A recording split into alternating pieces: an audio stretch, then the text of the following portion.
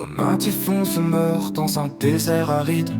Le vent ne sèche pas le marécage humide, alors qu'il vient grincer dans sa meule de foin. Au milieu du vacarme, il subsiste un pas vide, comme pour disparaître et pleurer dans son coin. Il ne vient pas brouiller le fond de l'océan, qui déjà se morfond sur son écho sordide, et de son cran d'arrêt signe le suicide. De tout air louangeur, rhapsodie ou péant, il ne sait pas couler le long de ce visage qui s'émeut de stagner dans les plis du grisage, à moins d'être jeté sur le bord du ravin.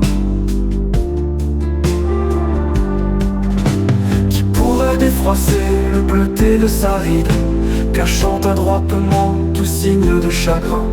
Si ce n'est un esprit détaché mais lucide, on ne peut s'abriter d'un enfer utérin.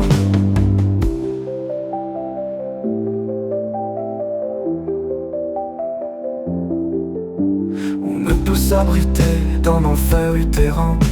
Le vent ne sèche pas le marécage humide, alors qu'il vient grincer dans sa meule de foin. Au milieu du vacarme, il subsiste un pas vide, comme pour disparaître et pleurer dans son coin.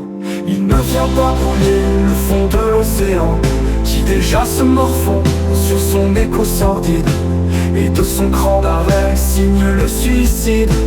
De tout air louangeur, rhapsodie ou péant, il ne sait pas couler le long de ce visage qui s'émeut de stagner dans les plis du grisage, à moins d'être jeté sur le bord du ravin.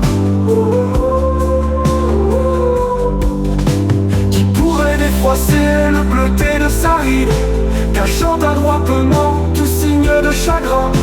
Si ce n'est un esprit détaché mais lucide, on ne peut s'abriter dans l'enfer utérin. On peut s'abriter dans l'enfer utérin.